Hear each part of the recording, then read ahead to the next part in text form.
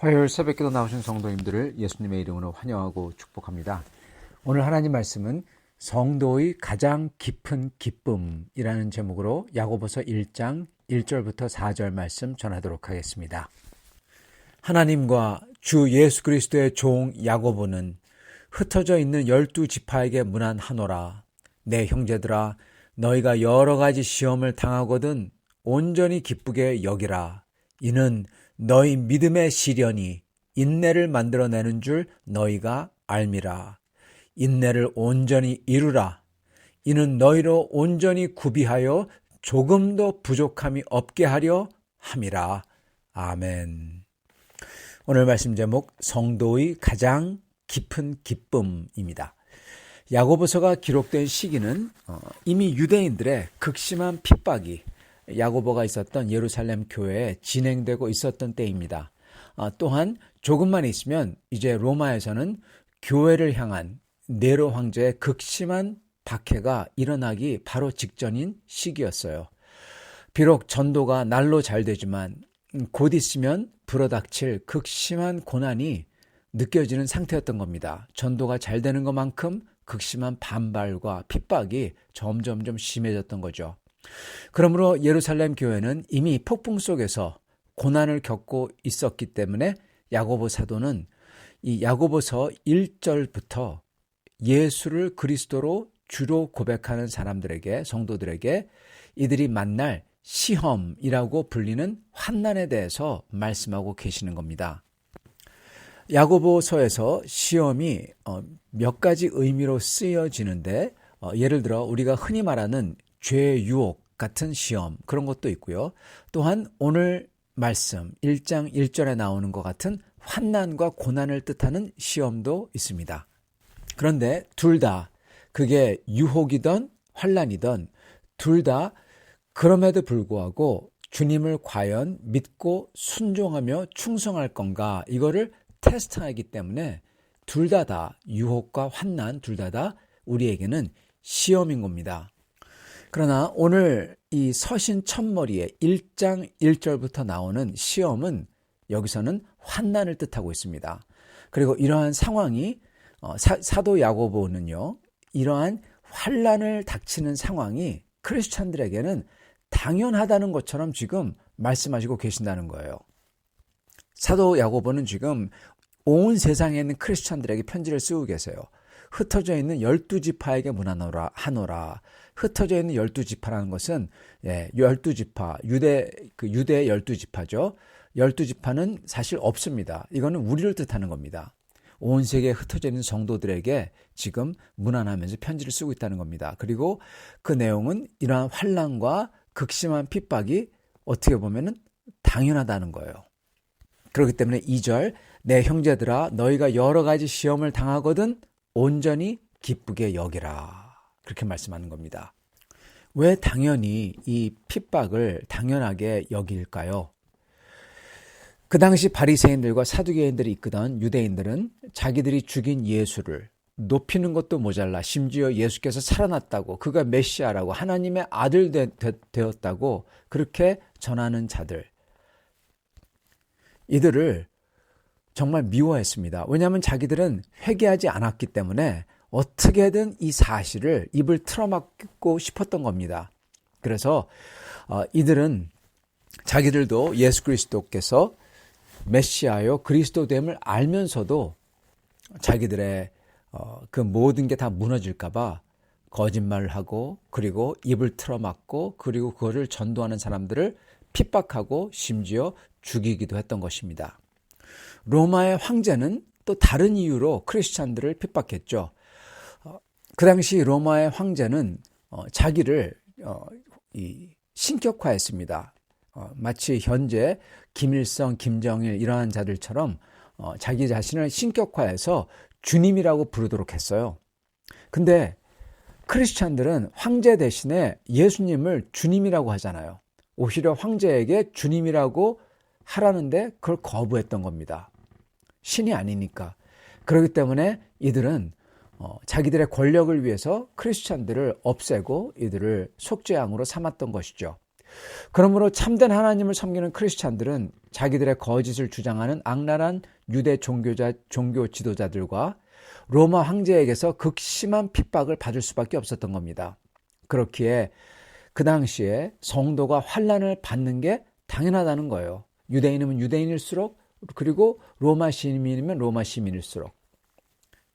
사실 이거는 시대와 사회를 통틀어서 그 정도만, 그 어느 정도 심각하냐, 그 정도에만 차이가 있지, 크리스찬들은요, 이 시대와 사회를 통틀어서 진짜 하나님을 믿고 진실과 거룩과 사랑을 따르기 때문에 크리스찬들은 거짓으로 자기의 야망을 관철시키려는 자들에게는, 그 정치적 권력이든 종교적 권력이든 간에 이들에게는 눈의 가시와 같은 겁니다.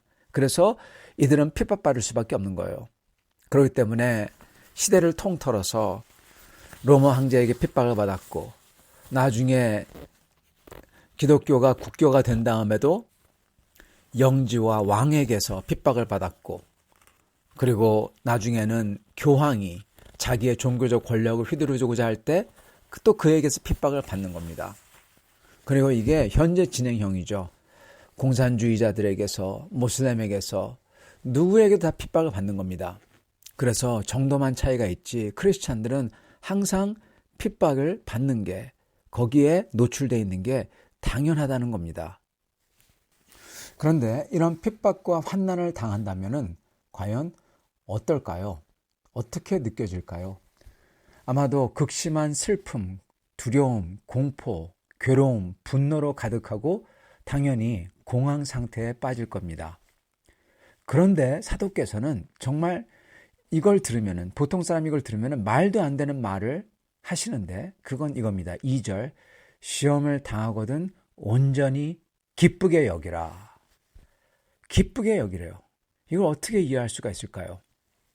유대인들에게 핍박받아 소유한 가게를 뺏기고, 다 뺏기고, 소유한 거 몽땅 다 뺏기고 쫓겨나는 성도, 그것뿐만 아닌 목숨을 뺏기는 성도, 아니 심지어 목숨을 뺏기는 정도도 아니라 칼, 십자가, 화형, 거기에 처해지는 성도. 이럴 때 야고보 사도, 당시의 성도들은 어땠을까요? 순교당했던 야고보 자신, 사도 야고보 자신도 순교당했어요. 그분은 어땠을까요? 순교당했던 사도 바울과 사도 베드로는 어땠을까요? 이때 이분들은 자기들을 뺏고 죽이는 자들을 저주하며 증오하지 않았고 우리 예수님처럼 했던 겁니다. 이들이 무지 속에서 그들의 죄를 지을 때 그거에 대해서 하나님께 용서를 빌면서 이 땅을 떠났던 거죠. 원수를 사랑 안 하는 말씀대로 살고 그 말씀대로 죽었던 겁니다. 그렇다면 이런 상황에서 이런 분들이 기뻐했다는 것은 우리가 생각하는 그런 재밌어 하는 거나 좋아하는 거나 그래서 기쁘다 이런 것과는 차원이 다른 것을 곧 알 수가 있습니다. 사도 야고보는 이런 상황에서 기쁨을 이렇게 설명하십니다. 2절, 내 형제들아 너희가 여러 가지 시험을 당하거든 온전히 기쁘게 여기라. 이는 너희 믿음의 시련이 인내를 만들어내는 줄 너희가 알미라. 인내를 온전히 이루라. 이는 너희로 온전하고 구비하여 조금도 부족함이 없게 하려 함이라. 즉 이 말씀은 고난이, 핍박이 좋다는 게 결코 아니라, 이게 즐겁다는 게 결코 아니라 이 모든 것을 통해서 주님께서는 우리 속에 만드실 뭔가가 있다는 거예요. 이걸 통해서. 그렇기 때문에 비록 괴롭고 고통스러워도 이 과정을 통해서 나에게 주실 주님의 목적, 이게 달성이 되기 때문에 이 아프고 어려운 과정도 인내할 수 있고, 그리고 그 하나님이 내게 주실, 하나님이 성취하실 그 목표를 생각할 때, 심지어 이 고난마저도 그 고난을 통해서 주님의 목표를 이루고 그거를 내가 가지기 때문에 그걸 생각할 때 심지어 고난마저도 내게 기쁨이 된다는 겁니다. 즉 이런 어려운 과정은 하나님께서 우리에게 향하신 주님의 목적을 이루는데 조금도 부족함이 없게 하려 함이라, 이 뜻이라는 겁니다. 그러면은 고난을 통해 달성하고자 하시는 주님의 목적이 무엇일까요? 이 목적을 달성하기 하는 데 있어서 조금 더 부족함이 없도록 하기 위해서 고난을 허락하신다는 뜻이잖아요. 그 주님의 목적이 그러면 뭘까요? 3절, 이는 너희 믿음의 시련이 인내를 만들어내는 줄 너희가 알미라. 인내를 온전히 이루라. 이는 너희를 온전하여 구비하여 조금 더 부족함이 없게 하려 함이라. 네, 이 믿음의 시련이 어떤 걸 위해서 존재하느냐, 뭘 만들어내려고 하느냐, 그 목적이 뭐냐. 믿음의 시련은 바로 인내라는 겁니다. 인내를 만든다라고 하는 겁니다. 그래서 인내를 온전히 이루라 그렇게 말씀하세요. 근데 그 인내는 여러분 단순히 인내가 아니라 뭘 위한 도구입니다. 인내가 또 뭐를 이뤄요? 여러분 이 인내는 뭘 이룰까요? 비록 이 서신의 저자인 야고보가 아닌 사도 바울이지만 로마서 5장 3절부터 5절을 보면은 똑같은 말씀이 나옵니다. 근데 거기에 하나를 더하세요. 환난 속에서 인내를 성취하래요. 기뻐하래요. 심지어 사도 바울도. 그러시면서 이 인내의 목적을 말씀하십니다. 로마서 5장 3절부터 5절 말씀입니다. 다만 이뿐 아니라 우리가 환난 중에서도 즐거워하나니, 똑같죠? 이는 환난은 인내를, 똑같죠? 환난은 인내를 만들어낸다는 거. 인내는 연단은 소망을 이루는 줄 알미로다. 소망이 우리를 부끄럽게 하지 아니함은 우리에게 주신 성령으로 말미암아 하나님의 사랑이 우리 마음에 부은 바 됨이니. 이렇게 나옵니다. 환난은 인내를 만들어내고, 인내는 뭐를 만드냐? 연단을 만든대요. 그리고 연단은 우리의 소망을 이룬대요. 네. 우리의 소망을 이루는 게 연단이랍니다. 여기서 연단이라고 한국어에 나오는데요. 번역으로. 근데 원어는 좀 다릅니다. 이걸 영어 성경이 오히려 잘 번역했어요. 영어 성경은 인격이라고 번역하는데 이게 더 맞아요. 이 원어의 뜻은요, 이겁니다. 입증된 사람의 됨됨이라는 뜻입니다. 즉, 그 사람의 인격, 됨됨이가 입증되었다. 그 뜻이에요. 예. 그렇다면 그거 갖다 넣어서 이 성경 읽는다면 이렇게 나옵니다. 우리가 환난 중에도 즐거워하나니 이는 환난은 인내를 만들어내고, 인내는 그 사람의 입증된 인격을 만들어낸다. 그리고 이 인격으로 우리의 소망이 이루어진다. 이겁니다. 여러분, 이 인격은 누구의 인격입니까? 바로 예수 그리스도의 인격입니다.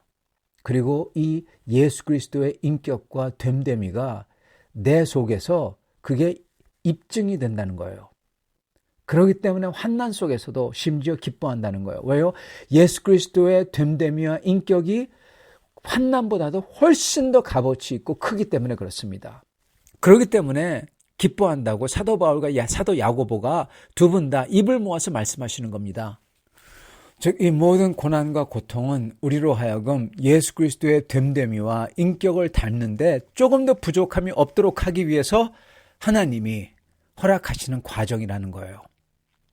우리 하나님께서는 양자된 우리로 하여금 진짜 아들이신 그리스도와 닮은 모습으로 만드시는 거예요. 여러분, 진짜 아들이신 그리스도는 여러분 그냥 편하게 살지 않았습니다. 어떻게 되셨죠? 네, 가장 큰 환난을 당하셨죠. 십자가입니다. 그래서 예수 그리스도의 됨됨이와 인격을 닮는데 조금 더 부족함이 없도록 어떤 때는 하나님께서, 아버지께서 이러한 환난마저도, 이러한 시험마저도 허락하신다는 거예요. 왜요?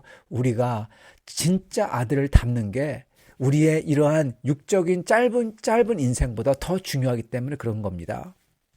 그래서 이게 우리에겐 왜 기쁨이 되냐면 이거는 영원한 내 것, 내 자신, 내 일부가 되는 거기 때문에 그렇습니다. 그리스도의 인격이.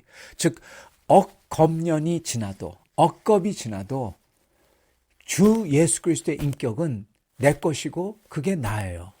내 것으로 소유할 그리스도를 닮은 영광스러운 사람이 되는 겁니다. 그걸 가지게 되는 거고 그게 되는 겁니다. 그리고 우리가 가질 주님의 인격은 단순히 내 힘으로 스스로 성취하는 게 아니라 주님이 만들어주는 거예요. 그래서 주님이 하신다는 겁니다.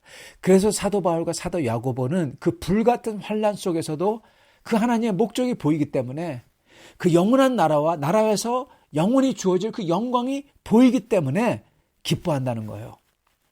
마치 그 불꽃 뒤에 있는 영광이 보이는 거예요. 그렇기 때문에 기뻐하는 겁니다. 사랑하는 성도 여러분, 오늘 이 엄숙하신 사도의 말씀들 속에 우리 하나님 아버지의 엄숙한 사랑이 들어있어요. 하나님 아버지의 목적이 들어있고 우리에게 주시는 영광의 소망이 들어있는 겁니다. 우리가 살면서 언제 어느 때 고난을 당할지는 모릅니다. 사실 우리가 거치는 이 모든 고난은 이렇게 사도 야고보와 사도 바울과 같은 이런 초대교회 분들과 그리고 현재 이 세상에서 주님의 이름 때문에 핍박받는 그러한 교회 성도들, 그분들에 비하면 우리가 겪는 것은 정말 아무것도 아닙니다. 조족지혈이죠. 제 발의 피입니다. 그러나 작은 고난이더라도, 우리가 거치는 작은 고난이더라도 우리가 만약에 우리 주 예수 그리스도의 이름으로 그 고난을 감수하고 불편을 감수하며 내가 가진 것을 내어드리며 내 자존심이 죽고 내 자아가 죽을 때 그 십자가는 우리 주 예수 그리스도의 영광으로 더 가까이 나아가게 한다는 겁니다. 이 속에서 저희는 영원한 주님 나라와 영광을 보면서 기뻐할 수 있는 거예요. 이게 바로 성도의 진짜 깊은 기쁨입니다.